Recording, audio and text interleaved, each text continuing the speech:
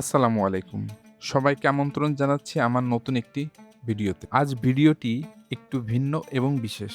কারণ আজ আমরা পেয়েছি একটি সুন্দর উপহার। সকাল প্রায় ১১টার দিকে গিফট সামগ্রী আমাদের অফিসে পৌঁছে যায়। আমরা সবাই মিলে খুব আনন্দের সাথে গিফটগুলো নামিয়ে স্টোর রুমে রাখি।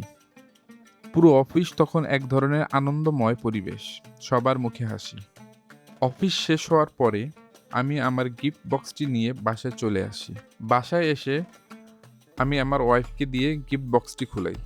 ইলানুর এডিফিকেশন বিশ্বের বিভিন্ন দেশের সাথে কাজ করে থাকে। তার মধ্যে অন্যতম একটি দেশ হলো সৌদি আরব। আজ সৌদি আরবের পক্ষ থেকে সৌদি এম্বাসির মাধ্যমে আমাদের অফিসের সকল কর্মকর্তা ও কর্মচারীর জন্য পাঠানো হয়েছে বিশেষ গিফট বক্স।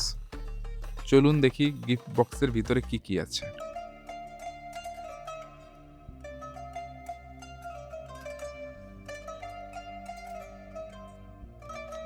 চিনি ৩ প্যাকেট,